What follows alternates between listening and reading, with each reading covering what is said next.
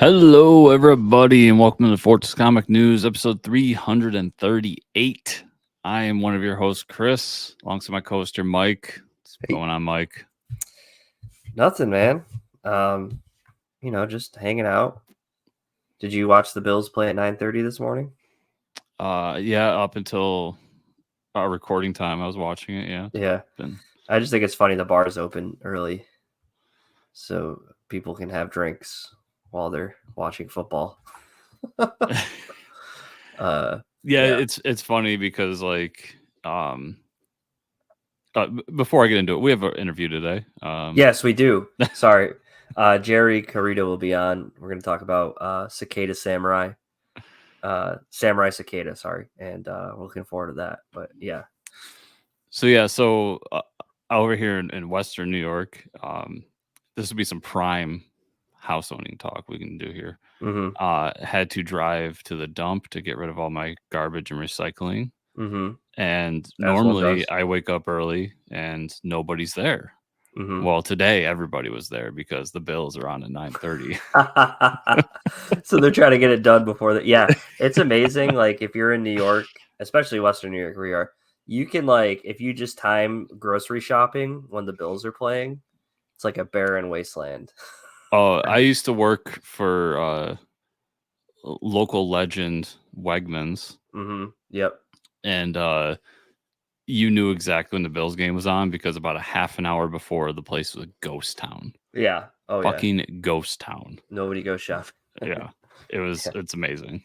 Yep, it's great when you're not a Bills fan. You need to go grocery shopping during football season. It kind of controls the town. And then the fact that I was up a little late because Phillies game was on. I was watching that and playing Wargroove 2 that finally came out, Mike. Nice. Yeah, I did play that at PAX. I did see it came out. You're liking it? Yeah. Oh yeah. Yeah. It's I love that type of game. I mean, Advance Wars is one of my favorite games ever, and this is kind of, it's funny because Advance Wars came out with that remake earlier in the year, and I played it and I loved it and it's great, but Wargroove improved on it so much, the first one, that it was almost tough to play because it was like, oh, like it doesn't have this feature that Wargroove like improved on and all this, and now Wargroove 2 does even more to improve on it. So I love it. It's great. I'm just not very good at that game. I played their Chucklefish came out with the Wild Frost game a while ago. That game's really good. I was playing that one, but also really hard. Well, and then as if it wasn't enough, like right up my alley, they added a new race in this game, and it's so they're supposed to be mice, but they look like squirrels, if you ask me. Oh, that's awesome. But they're mice, and then all of their cavaliers. So you have like the cavalier character who rides on horses. They ride on cats. That's amazing. All right, I guess I'll put it on my wish list when it goes on sale. There's so many games out right now. There's so many shows to watch. It's like everything happens in the fall. Yeah, I've been trying to play through Sea of Stars. I really want to play that game WrestleQuest that Skybound put out. Yeah, WrestleQuest looks awesome. Yeah, and Spider-Man's around the corner. Spider-Man 2. Yeah, and then I saw Lords of the Fallen. Somebody was playing that on Twitch, and I'm like, shit, that already comes out next week because that was a game I wanted to get on day one. So it's like I just don't have time. And then we got New York Comic Con next weekend. Yeah, and Detective Pikachu Returns. That came out. Yeah, so it's crazy. Yeah, there's not a ton of news this week, everybody, because as Mike just said, New York Comic Con's next week. Yeah, so it's like all's quiet on the comic news front, but hopefully we'll see some good stuff happen in New York Comic Con. I'm excited. I'm really excited. Yeah. I'll be down in Westchester County for a wedding that 3 or 4 days that Comic Con is going on. You'll get the text from me while you're in the wedding. It'll just be like, they finally did it. They announced Ron. Yeah. Well, no, but I'll be like within driving distance to New York City, maybe 30 to 40 minutes and I'm like, should I just make a trip down? But then, you spend like 5 hours in line trying to get into the place. So it never work out. But I don't think I told you this, but yeah, so I've been asked multiple times if we're going to New York. And I'd say no, because of both of our situation, we haven't done cons this year. Right. But I was also offered tickets to a con in Sacramento, California. Oh, yeah. Wow. Interesting. and I turned them down, obviously. But yeah, it's a little harder to get out there. Yeah, we need to get back at some cons. Really, I don't even go to like Comic Cons to like walk around anymore, but I should. I mean, there should be more going on within the next year, but I think next year, I want to go back to Terrificon because that's a fun one, and I want to take you to it because I think it'll be a lot of fun. Yeah, I got to go to that one. And I really, really want to do Baltimore. Yeah, I've always wanted to visit Baltimore. Yeah, I think that would be a fun one to do. So there's a lot of good people at Baltimore. Yeah, we'll put that on our list, Mike. We'll talk about it more in a year. But yeah, those are two on my to-do list for next year. We'll see about any others. Usually a lot of them are last minute because smaller cons, they're hard to plan out. Yeah, problem for me is they don't give you enough vacation time in the US, man. It sucks. I need more. Yeah. And I have like 3 weddings next year already. I'm like, this shit's got to stop. Like, people need to stop having weddings. One of them's my sister's, so I will definitely am excited for that one. But other than that, they're my friends. They don't need to get married. Whatever. Just chill. Stop occupying all my vacation time. We don't got to worry about me, Mike. So don't. No. But there's a courthouse in town. That's fine. Yeah. Okay. There you go. Yeah. No, I should be lucky though. Most of the weddings I have to go to are within New York, but they need to take time off for like bachelor parties and stuff like that. It's like I wish we started with like 5 weeks vacation, like people in Europe get. That'd be ideal, but unfortunately. Yeah, I was talking to my parents about it because they want me to come down to Florida again. I was actually thinking about. I was looking at. I was like, oh, I could plan out again, like go to MegaCon again because that was a blast. Yeah. If you're down in Florida, like near Orlando, MegaCon is a blast. Yeah. But I just I gotta save it for if I want to do Baltimore. It's gonna have to be like a 4 or 5 day trip.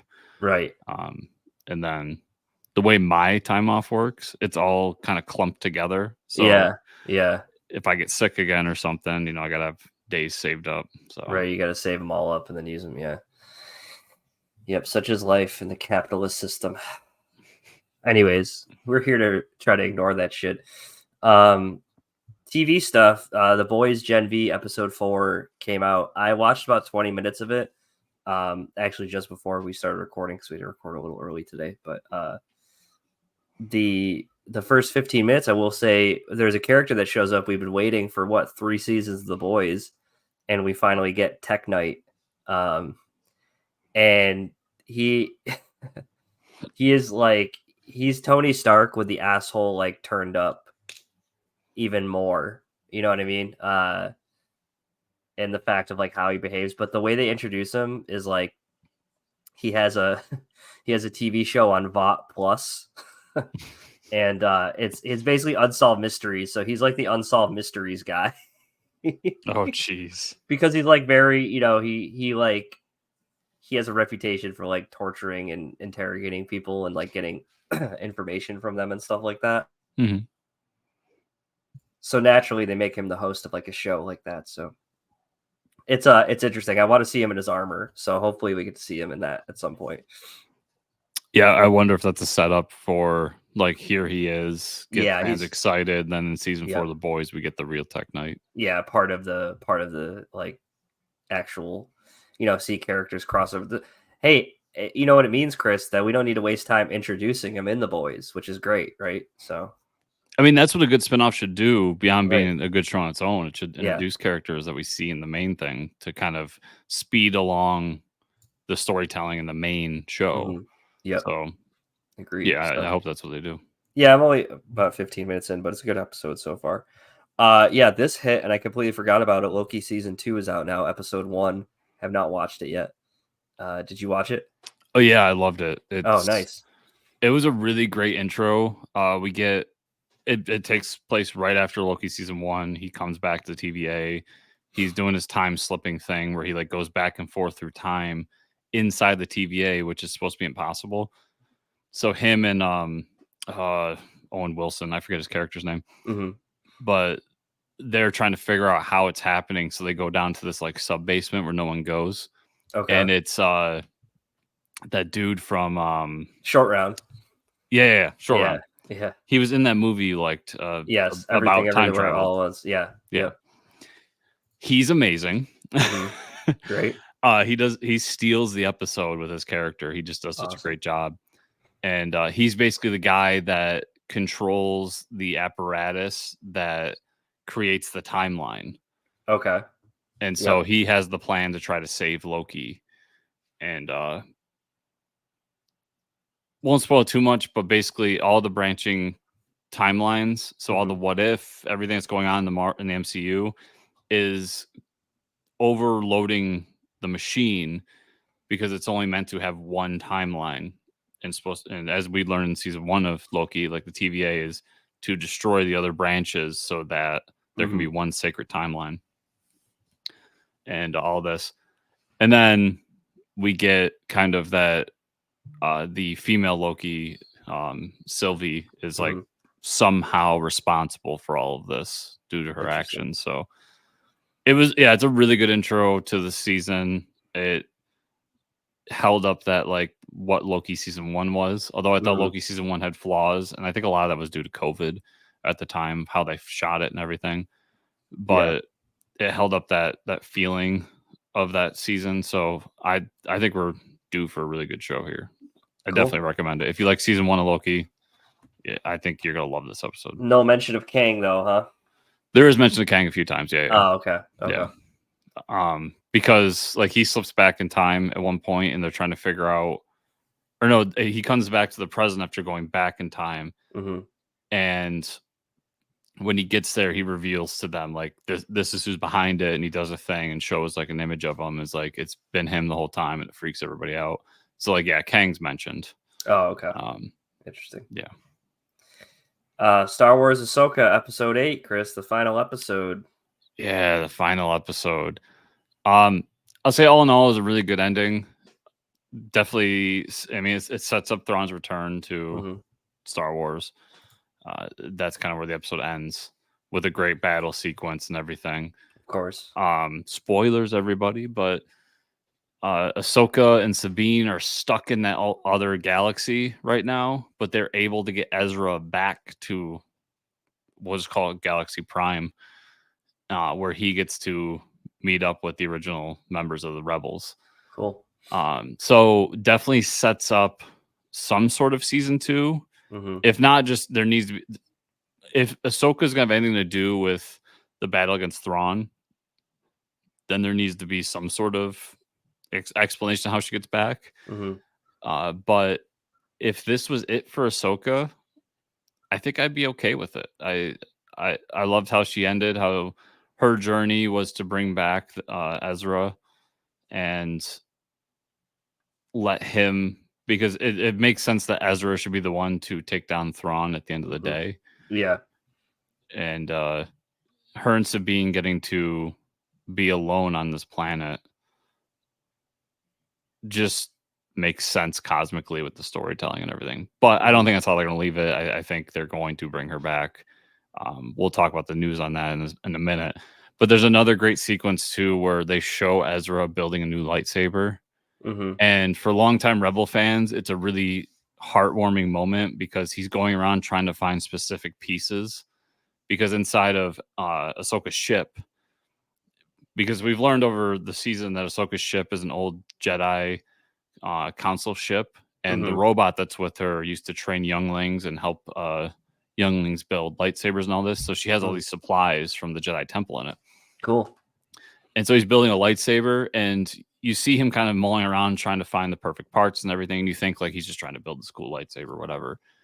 And he's trying to find the last part. Well, the robot helps him and goes, oh, he finds out like, oh, you were the apprentice of Kanan. And he pulls out this part, and it was the last part that Ezra was looking for. And what you find out is Ezra was building basically a replica of Kanan's lightsaber.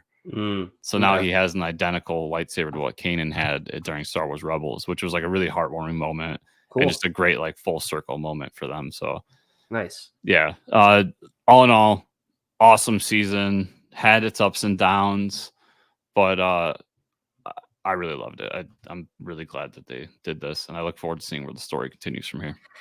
Yeah, and according to Deadline, they're saying conversations are happening. so maybe it's leaning more towards they will do a second season, but nothing locked in yet. So I mean, if it was well received, why not, right? Yeah, people liked it. It is well received, and like I said, it just feels. Even though I would be fine with Ahsoka ending here, it just doesn't feel like how they want to end Ahsoka. So Right. I could see another season where we spend like another, let's say 8 episodes, and we spend like 3 or 4 of her and Sabine finding their way off this planet and then setting up the movie that I think is coming out in 2025. Probably That's going by to now. Yeah. end all of this Mandalorian Ahsoka stuff. Mm-hmm. So I'm down for it. Dude, Dave Filoni is the truth. He is the man. He He's can do doing no it. wrong at this point. So Yeah, he's doing it. let him take as much Star Wars as he wants, as far as I'm concerned. Nice. Speaking of Rosario Dawson, I watched the new Haunted Mansion movie that's on Disney Plus now. Oh, how is it? It was really good. Definitely not for kids. There's some really creepy and like freaky parts where I'm like, this is kind of, but definitely like children watching this would not sleep. Also, there's a lot of like, it deals a lot with death and like grief. One of the main characters had like lost his wife early on and was like, is dealing with that. Also, Danny DeVito is absolutely hilarious.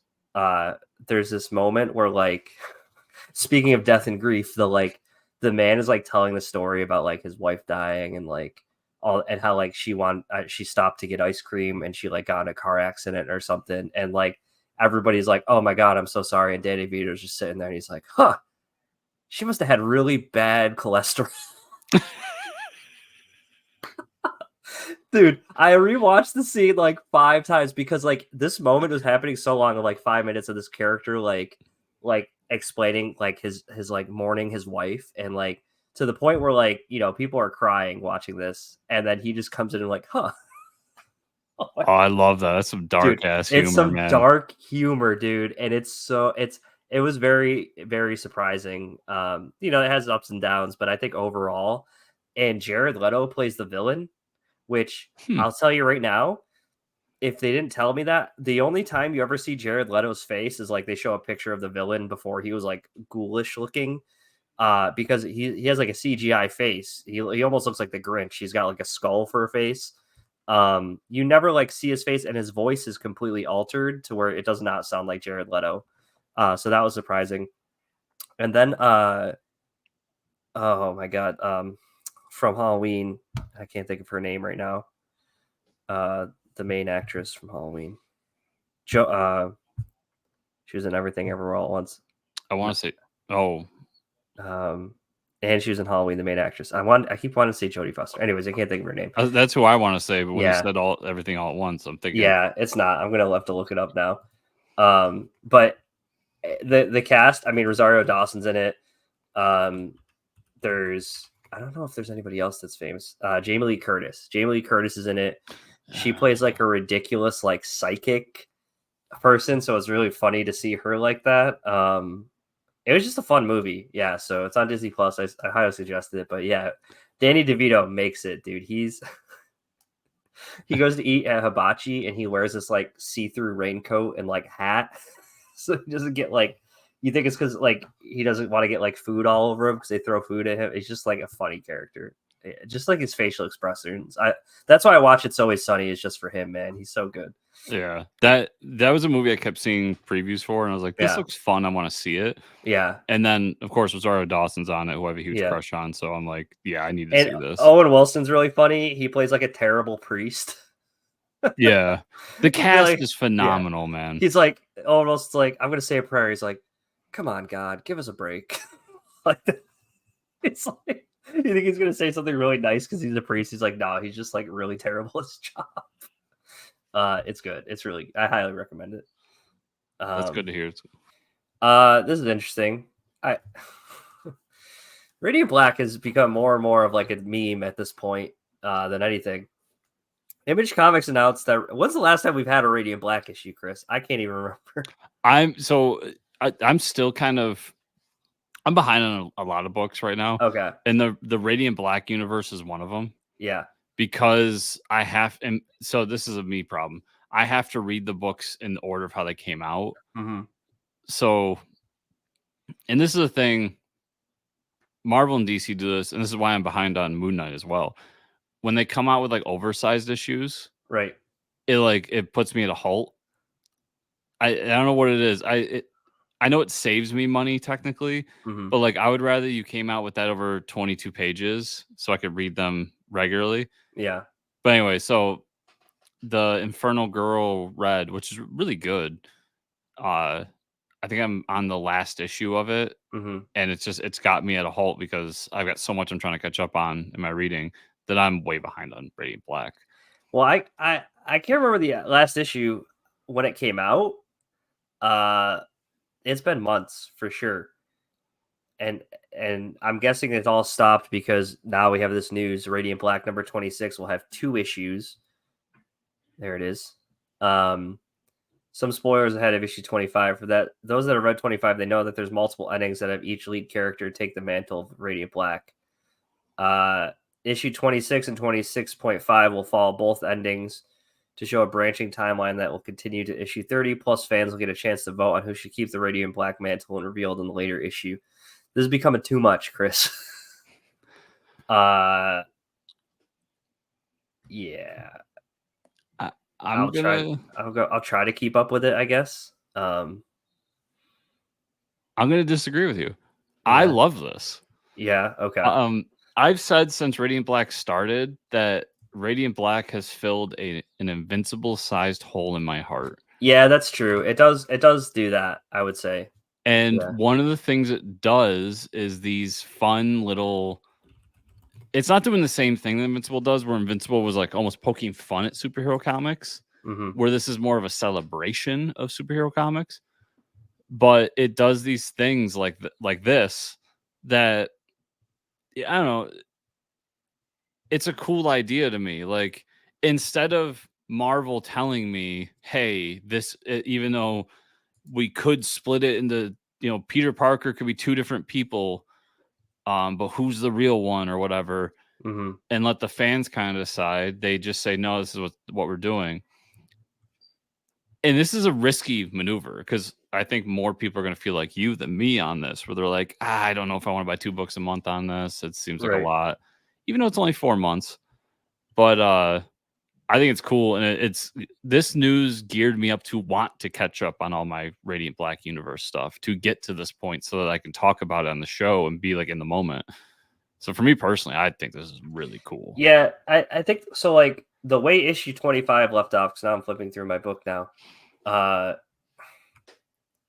Marshall takes over the mantle. Like they decide, the whole issue revolves around Nathan and Marshall deciding on who should take up the mantle.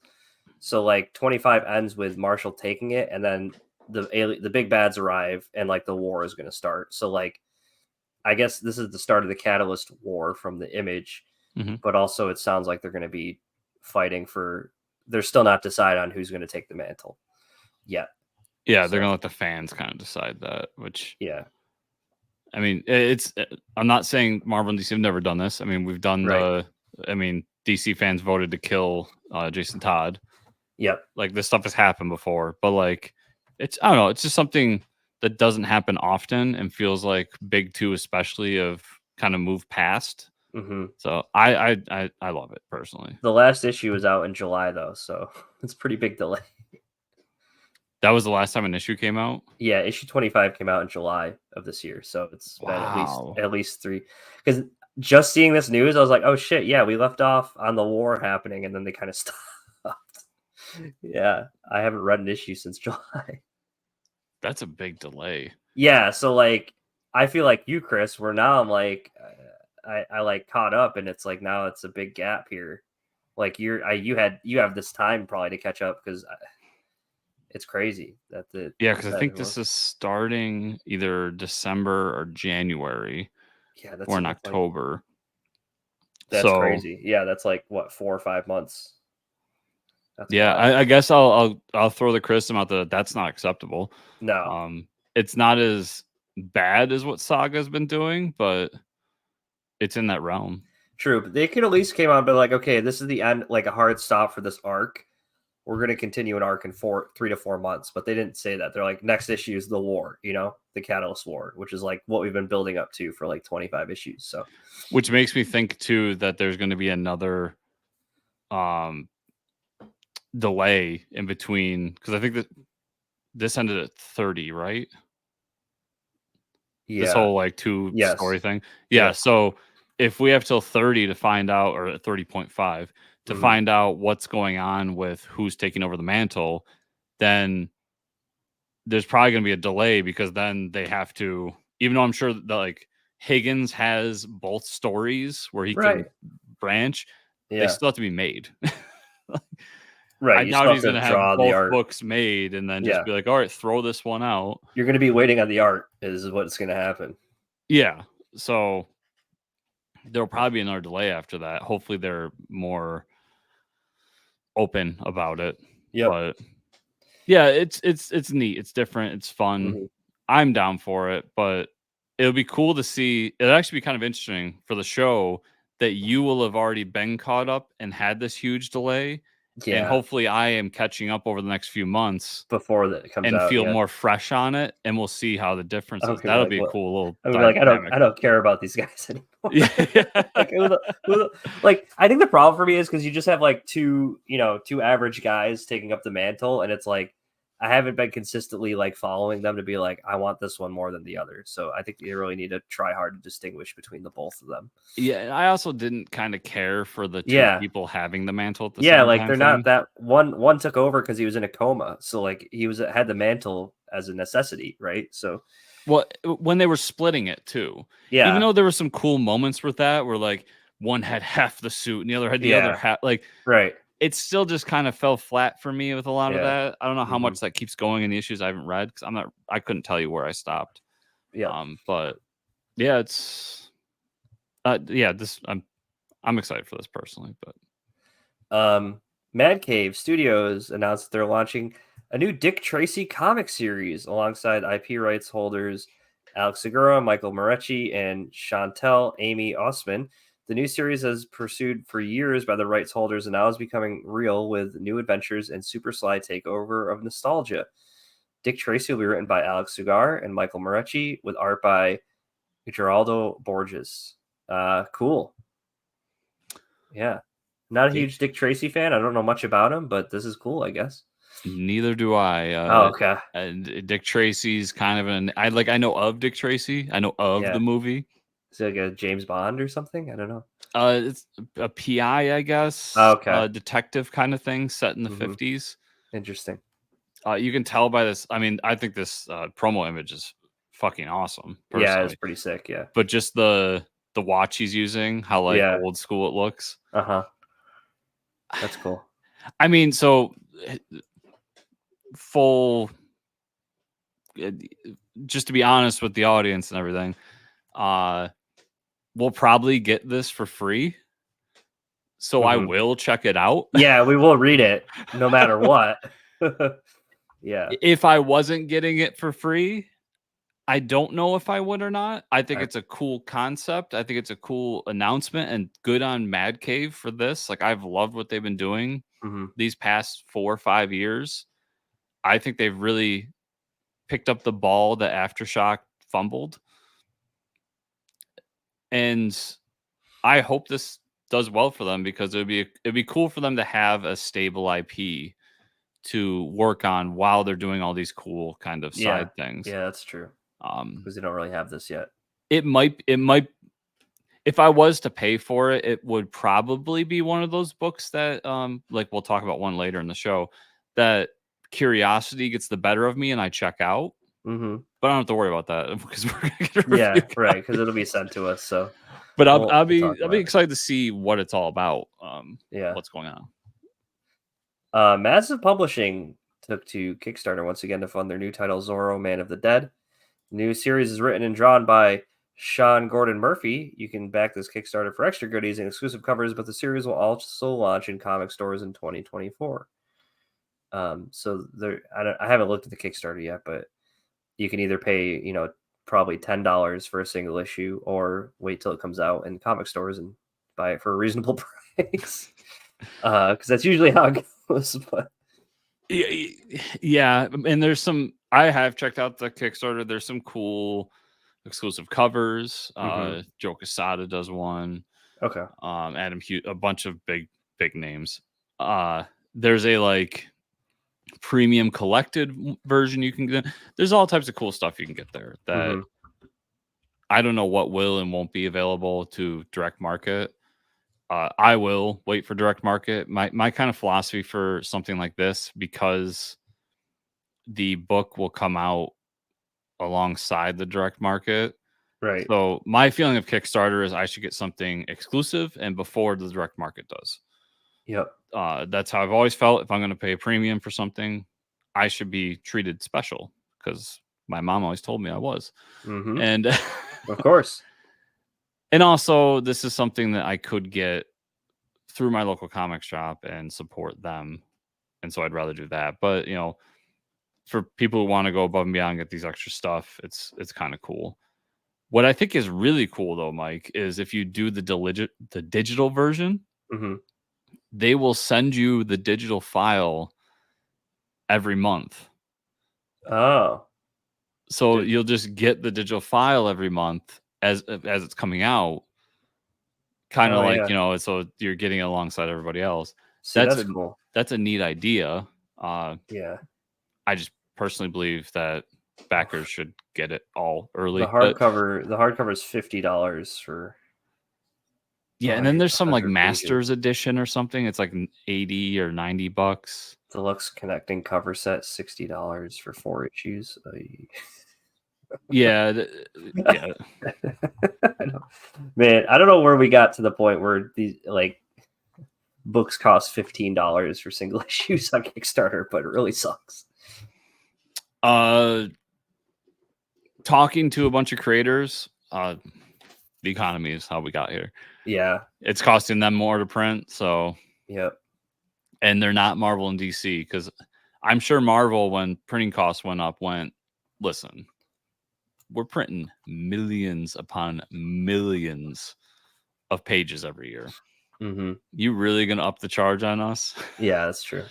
And if it is, it's like pennies, as opposed to like, you know, our good buddy Travis probably had to pay $2 to $4 more a book. So yeah, it's crazy too. Like just shipping on the single issues is $10. Yeah, that's about right. Yeah. Again, I'm pretty sure they're a United States company, and shipping inside the States, 4 issues or hardcover, $10 sounds right. Yeah, and they have a whole pricing structure for the shipping. Anyways, yeah, like you said, it's coming out in the stores, so that's gonna pique my interest more than this, I think. But it is cool. They have some exciting stuff. Yeah, it's like just we'll talk funded in under 30 minutes. Well, you had a pretty big name on the front, you know. Well, I'll talk about Plot Holes issue 2 later. Like similar situation that was funded. I think that was Indiegogo though, but still crowdfunded, and came out in the local shops, and I have no problem. I mean, that made a ton of money on crowdfunding, and now I'm getting it my local shop. If people want to support that way, they can. I mean, I have no grudges. I personally would rather send my crowdfunding money to those who cannot get their stuff printed, as opposed to a guy I love and Sean Gordon Murphy, who can just like walk up to any publisher and be like, I want to do a book. Yeah. So it's just interesting. But anyways, yeah, it's up there. It looks pretty cool. All right, let's talk about what we read this week. I had some issues I had to catch up on. I read Blade number 3. Very good issue. There's the guy they need to find is on a fortress train, so that was a pretty cool development. And Doctor Strange showing up was cool. The fortress train was a cool idea. I know it's been done before, but like it's always one of those things I like. But Blade's gonna have to fight through guys on a train. It's like, okay, that's pretty cool. Shazam number 4. This is a wild issue. Shazam. Yeah. Billy, you know, he gets to the moon to fight this guy that he's been like tricked by the, you know, Gorilla Island. Like, okay, you have to help me this guy's gonna like destroy Gorilla Island or some shit. So he gets there and he realizes he's been duped, and like the gods that are possessing him are all arguing. And he meets the Queen Bee, who's like the Empress of the Moon, and is kind of like is infected everybody to follow her and do her bidding. And he tries, like, Zeus takes over and tries to like put the moves on her, which was kind of funny. And then his siblings are back on Earth getting ready to save him because Billy speaks the words of Shazam, so he doesn't transform into Shazam. He's just Billy now, and now he's being attacked. So yeah, it's pretty crazy. Yeah, in the gorillas coming up to the moon to then fight them, like there's a cool action That's sequence true. there. Yeah. And I just love this through line through the whole story of the dinosaur lawyer. Yeah, that's what he's like, guys, we got to do the paperwork. And I'm like, but he did mention that like the auditors are going to show up if the paperwork's not done. So I have a feeling the auditors are going to be awful when they do show up. Just a dinosaur lawyer, so a T-Rex dinosaur lawyer with a top hat and a monocle. Yeah, just being like, God, like we gotta get the paperwork done. Like you didn't didn't save these people the right way. It's just it gets me every time, man. It's hilarious. Yeah, he comes back and I'm like, oh shit, this guy's still there. Yeah. I caught up on Batman Neo Gothic, number 3. Amazing issue. You didn't reveal, thank you for not revealing, that the magic user learned from Constantine. Yes. That was sick. Yes. That, like, Court of Owls and Constantine, man, I wanted to just like reach out and hug those Kelly and Lanzing for that. I'd love to get him back on the show and talk to them, because that fucking reveal is like, it's got to be John Constantine. It's got to be. And it popped up. I'm like, dude, awesome. It just, they connect the dots so well. And the reveal that not only like did Constantine teach them, or the cat boy, but that he moved basically all of his curses onto him as well. Yeah. Like, so good. Yeah. It's so good. He like, that's a total Constantine move. Yeah. Right as he's about to die, be like, now you're fucked. Yeah. No, you have my curses. Goodbye. Godzilla, Here There Be Dragons, number 4. This is the issue that really set this book up for me, man. I'm glad we got to this point. Like, this has made the series worth it. It's a great issue. We get the backstory of the pirates finding the lost treasure, Godzilla fighting Abira, and then he ends up like getting into the water after destroying Abira, like rips off his claw and like hits him with it and shit. That was awesome. And then he ends up fighting with the Kraken, and that's kind of where we leave off. And it's the pirate is telling the story as he's eating and drinking in front of all these guards, and it's kind of hilarious. I need to catch up on that book. Yeah, it's a great I love issue. That first issue. And this is the best issue so far. I think issue 4 is. Yeah. And then the last book I got. I read a Kickstarter book. Right here, nice Alex Ross cover. Comics for Ukraine.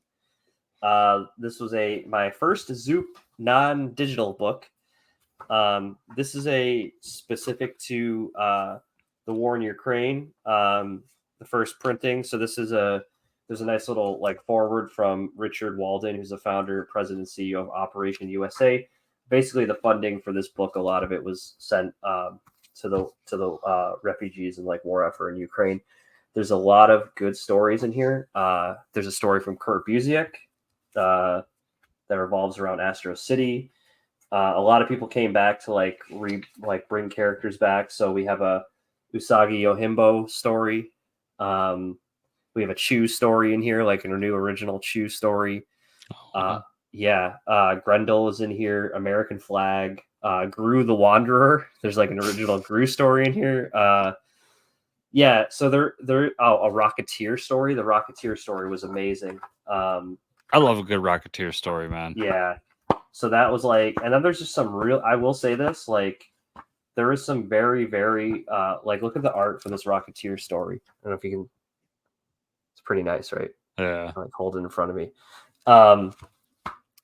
But as you would think a book that is helping a war effort would be, it's some very depressing stories, like dead family members, children dying, really heart-wrenching stuff. There's some poems in here, there's some artwork. The back 4 or 5 pages are political cartoons. You can guess what they feature. I won't get into too much detail on the show because I don't feel like that's a place for it. But I was very pleased with the quality of this book. I mean, it's an Alex Ross cover, right? So come on. And Sal Abernathy, shout out to him. Big effort for him organizing this too. So yeah, well worth my money. Very happy with the quality, and it was a good read. Some nice little fun stories in there, but also some depressing stuff. One of these weeks, I would love to do, like, for an interstitial podcast, I would love to do our what do I normally call it? But like the list of books that like everyone should read, Yeah. but like we haven't. Right. Yeah. That we have never read. Yeah. You know, true. like there's those books that every comic fan should know, which like Watchmen and Dark Knight Return and so on and so forth. And for us to like take that and be like, these are the books, are shameless. That's what I always call it. Our shame list. Right. Gru the Wanderer and Shoe are on my shame list. Yeah. Oh yeah, for sure. Yeah. Yep. I read like the first 20 issues of Chew and then I've dropped off. I gotta get back into it. I bought the first volume of that. That was during a time when I was like getting back into comics. And I bought a bunch of volume 1s of like indie stuff to check them out. And then most of them I liked, but I never continued with them. And Chew was in that, where I've read volume 1, but I've never gone further than that. But and then the last book I had this week, Chris, probably the best one, and I hope you read it because every like mini. Oh no, not that one. I haven't gotten that one yet. So this one is DC Ghouls Just Want to Have Fun. No, I did not read this, dude. Okay? So I'll get you to read this book. So it's an anthology revolving around Halloween, right? Yeah. The first story has Gentleman Ghost. So okay, I'll buy it tonight. Yep. That's all I need to say. I was like, you hear that? Do you know how well I know Chris? The first 2 stories, I kept getting more and more excited, Chris, because I was like, Chris is going to fucking love this. Chris is going to fucking love this. And I was hoping you read it because the first story is Gentleman Ghost and also Montoya the Question. Oh. So it's the Question investigating Professor Pig murders, and it involves Gentleman Ghost. I was like, damn. That's Chris phenomenal. I'm like, did Chris write this shit? The next one was a story about Etrigan and Green Lantern like teaming up. Was awesome. The next Etrigan's always fun. The next one was an Animal Man story. Ooh. With his daughter. Yeah. His daughter like goes out trick-or-treating and he like follows her as Animal Man. It's a really good story. DC, give me another Animal Man book, man. That Jeff Lemire Animal Man was so fucking good. Yeah, I know. Oh, yeah. And then so this is so there was a few more that I didn't mention because they're okay, but like these are the top ones. The last one was Lobo dressing up for Halloween. Apparently Lobo has a daughter. I didn't know this, but he ends up dressing up like Aquaman because in our universe, Aquaman and Lobo look very similar. Well, it's this, it might end up being the same actor eventually, but he dresses up like Aquaman and King Shark finds him and he's like, Aquaman. He's like, fight me. So they end up fighting because he thinks he's Aquaman. And they're kind of like sitting back. His daughter's like, should we tell him that's not Aquaman? They're like, nah, just let him do his thing. Dude, it was such a fun, like the DC is like starting to get it. Like these anthologies, you can make them good and fun with characters that don't get pulled out a lot. And you got to read it. Yeah, Lobo's daughter is from that Teen Titans run when Damian took over the team. Okay. I wouldn't recommend it for you. I don't think you would like it, but that's where she's from. Understood. Thanks. Yeah. But that's all I had this week. I do have to catch up on Peacemaker Tries Hard. I got to read that one. Quick book from last week, The Schlub #2, which I really want to get you to read. Okay. The Schlub. I'll put it in my notes. Yeah, it's so in the first issue, the like Superman of this world ended up switching bodies with a dude who's just like he's a loser. Like he's short, he's fat, he's divorced, he's his dental practice is like going under. He's just like lazy. He's a schlub. I love that. And in this issue, the Superman is in that guy's body, and that Superman guy has to go back to his home planet to like figure out how the machine that changed them works. Meanwhile, the dude in the Superman body is just like using the superpowers to get revenge on people who like shit on him throughout it. Nice. It's phenomenal. And then you like, and then the city gets attacked by this guy in a Zeppelin Okay. whose entire power theme is that he can change to different powers, but only at partial power. And when he does, the symbol on his chest changes. So he gets like super strength, but it's like it's not quite super strength. So he can carry a bank vault, but he's like struggling to carry it. Mm.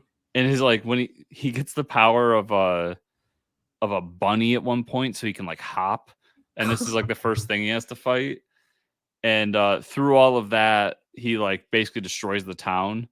And that's when this world's version of the Justice League shows up, called the Vigilant, and he has Nice. to deal with that. Dude, the Schlub is a really fun book. Oh, I love that name. Yeah, it's Donnie and Stegman's KLC Press, Okay. and Stegman's actually writing it. Oh, cool. So it's got like, if you follow Stegman and all, he has a sense of humor that like goes alongside mine, kind of that goofy, like, yeah. But yeah, so Cool. people should check that out. A quick Kickstarter book that I'm going to talk about more on my Substack, but Star Noir Book 1. Book 2 is on Kickstarter right now. It's my spotlight of the week. Mike, just look at the cover. I know. You It's know why right I bought it. It's right up your alley. It's a 40s detective who ends up getting a partner that's a gray alien. Yeah.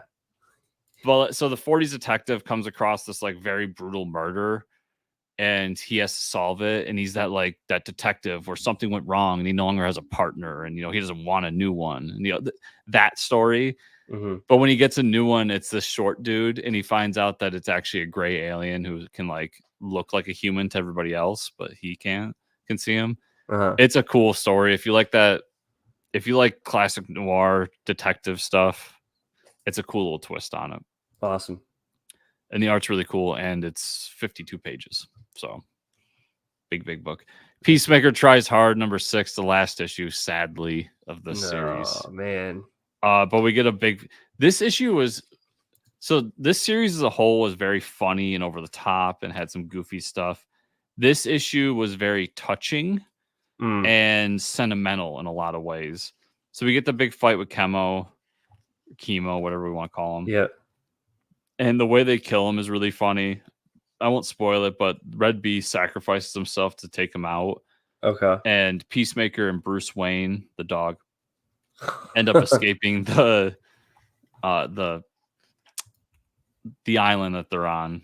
And when they go back, you get this moment where Peacemaker goes to Red Beast's bees and all of his hives and decides to take care of him for him, and like cracks a beer for him because they were supposed to have a beer when they finished the mission, which was like a really sad moment. Mm-hmm. And then it flips forward more into the future, like by a week or so, and it's Peacemaker's birthday party, and everybody shows up. So like the Suicide Squad shows up, and nobody wants to be there, but Amanda Waller's making them because he saved the world. That's funny. And Kid Deathstroke, or Teen Deathstroke, is living with Peacemaker and is like watching his porn that he found. And then the Demolition Team shows up to like break it up and everything. It all in all, awesome series. When this comes to trade, everybody should definitely check it out. Mm-hmm. And what's been cool about the DC books this week is there's also at least the physical ones. I don't know about digitally. There's been previews for the Wesley Dobbs Sandman book. Yes, I am very excited for that book. Yeah, so I had already pre-ordered this book, so I didn't read the preview, but I was flipping through the art, and oh man, yeah, I'm excited for that book. Dude, we're getting a Wesley Dodd Sandman. We're getting an Alan Scott Green Lantern book. Yeah, times are good. Oh no, books going everywhere, comics everywhere. I don't talk about Star Wars books often, but when a new #1 comes out, I like to mention it. And we've got Star Wars: The High Republic, Shadow of the Starlight. Mm-hmm. This actually, I don't know if I would recommend this to many people because this takes place after one of the novels where there's this Starlight satellite base that they created. That's supposed to be the shining beacon of the High Republic. Uh-huh. And it gets destroyed. And this kind of takes place after that, where they're trying to figure out what to do, and they're basically doing reconnaissance because they feel like they're going to go into war. Mm-hmm. And all the different intricacies that go with it, like how to treat younglings at this point. Like now they need to go through in-depth lightsaber training early because they feel like they're going to be at war and all this. Yoda is a main character in this, which is really fun. Wow, that's cool. So for big Star Wars fans, this is a really cool book. But I think it'd be really tough for someone jumping in to do this one.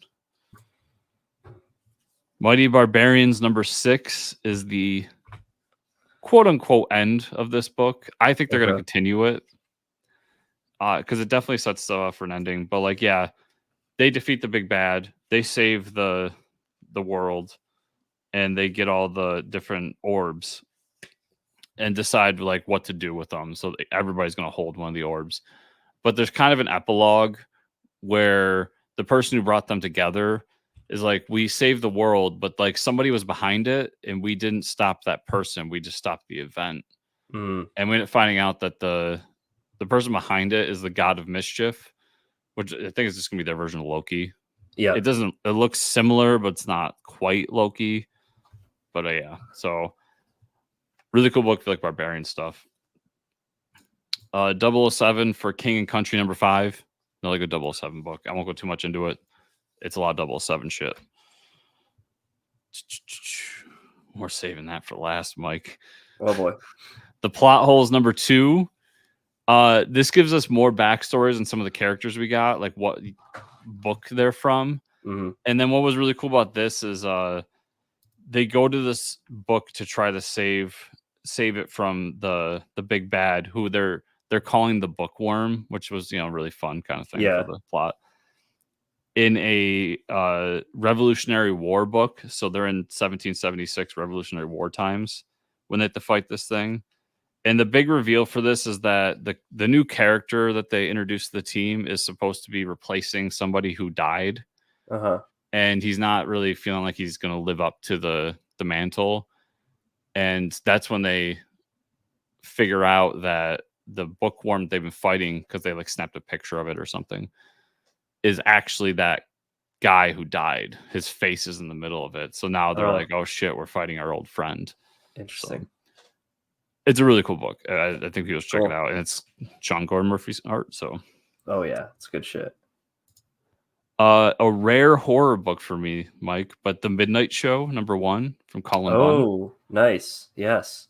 So this is about a horror director who's like the creme de la creme, and he creates this movie called The God of Monsters, where he brings basically all the Universal monsters together in one big movie back in the 50s or 60s. And as they're filming it, the set just like burns to the ground and everybody dies. Oh man. So it's like this cursed movie. And we come to kind of the present where they finally are able to bring it together and show it.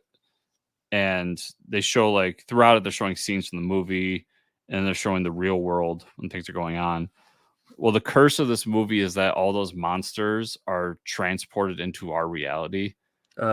So like Dracula shows up and we get a wolf man at one point and a sea monster and all these things. And yeah, so as the further they get into the movie, the more these creatures enter our world. Cool. It was a really cool intro. I like those Universal monsters are always fun. Yeah, that's cool. That's awesome. So yeah, I'd recommend it. Sounds like a cool concept. Gods number 1, Mike. Oh yeah, it came out. This is a hefty read, everybody. We're basically introducing new gods to the Marvel Universe in this. And the one we're introduced to here, he seems to be a god that like cleans up things. Like when a demon enters our realm, he cleans it up. He gets rid of it and things like that. And he's worked alongside Doctor Strange and a few others. And we also get this, he has a wife who's in this organization, and we find out this organization can also turn normal people into like demigods and basically make them immortal. And because this guy's so powerful, she has to she has to divorce him to rise up to this mantle because they're enemies. And then it goes back and forth in time because that happens in the past, and then we're into the present where there's some sort of event that's going to happen that's going to end the world, and everybody's kind of freaking out about it, and he just leaves and decides he's going to take care of it on himself. We go through this different journey with him through going to different characters to find this one book that when you read it, it just erases your mind as you read it. And that's how he ends up saving the world. Interesting. Yeah, it was a fun book. It's a one-shot comic, very long one-shot comic. And as you read past it into the back of the book, every issue of this series is going to introduce a new character. So I think anybody could pick it up. There's not really anything like deep and into lore about this. Most of the characters are new. The ones that aren't new that are introduced, I feel like at this point through pop culture, like Doctor Strange. But I'll be interested to see because it's a Hickman book. So my question is, where's it going? Yeah, right. It'll pay off in 60 issues. Yeah, but the art's phenomenal. The story's really cool. So I definitely recommend it. Nice. And then the book that got the better of my curiosity this week was Transformers #1. Nice. Daniel Warren Scott. We're both big fans of his. For me, it's unfortunate that he's stuck on a Transformers book, although I'm sure he doesn't see it that way. Daniel Warren Johnson? Yeah. Yes. Okay. It didn't move the needle for me. No. The art's phenomenal, but it's Transformers. There's something about Transformers that doesn't stick with me. Doesn't do it for me. Yeah. This kind of reintroduces them to the world. They've crash landed Earth. They've been stuck there for a long time. Somebody finds them, reactivates them. Decepticons. The story goes. Yeah. Every time. Yeah. So it's beautiful art, but yeah, I'll be really happy when he's off this book personally, because I'm just not a fan. But I'm sure for him this is like a crowning achievement for his career, and he's really happy. So good on him. Yep. But I will not be continuing that series, Mike. Yeah, understood. And then the last thing I read was I jumped into Department of Truth Volume 2. Oh, nice. So it's been a while since I read Volume 1, so I don't know how much you remember, but basically there's a department where conspiracy theories, if enough people believe them, they become reality. And this guy's brought into it. Well, we get deeper into that where we meet the guy who fixes those things and how he does it. So like when the conspiracy for flat Earth becomes real and there's an ice wall at the edge of the Earth, he has to like manipulate through media and everything to get people to stop believing it so that it can go back to being a sphere. Wow. Which is what happened in Volume 1. So in this one, he fixes it. Okay. And we start this one with the Denver airport conspiracy. If you know that one. Yes, I do. Yeah. And they have to go down and fix that one. And then this guy takes the main character under his wing and brings him along. And that's when we're introduced to Bigfoot. We get the conspiracy of like Eastern religion and how it was created cultism and Satanism in the 70s and 80s. There's a ton of conspiracy theories throughout this. Awesome. But like, unmarked Black Hawk helicopters, Area 51 is brought up. So on. If it's a conspiracy, it's been brought up in this book. And it kind of extends that whole thing where this guy, turns out he's a turncoat for this other organization. And it's because the guy leading the Department of Truth is Lee Harvey Oswald, the guy who allegedly murdered JFK. Yeah, right. And allegedly. The conspiracy behind him is that he was actually a CIA operative the whole time. Well, that created two versions of Lee Harvey Oswald in this universe. One that's the real guy who was just some dude, and then one that's a CIA operative. Well, this guy ends up telling our lead character, like, the reason I turned coat is because I am pretty sure that the Lee Harvey Oswald that's running the Department of Truth is the conspiracy version. And they explain why that's bad throughout this, because like the Bigfoots are these creatures that are created by imagination, and it can cause like real problems for reality and all that. It's a really deep, cool book, and once again, kind of up my alley because I love that classic conspiracy stuff. It gets into some like really heavy, like modern conspiracy theories too. I think my only gripe about the book is there's a few times throughout it where I think the letterer gets a little too fancy and tries to do things that hinder my ability to read the book. That's always tough. Yeah, but it's rare. It's not often. Most of the time, it's really good. So, yeah, I look forward to reading more Department of Truth. Cool. And I think I'll check it out. So, Mike, that was everything I read this week. Where can people find you on the internet? You can find me at Fortress Ricker on Twitter. Where can they find you and or the show? You can find me at Fortress Chris on pretty much all the social medias, and the show at Fortress Comics _ on Twitter. Also at fortresscomicnews.com. Remember, everybody, if you want to support the show, like, subscribe, share, comment down below in the video version of this.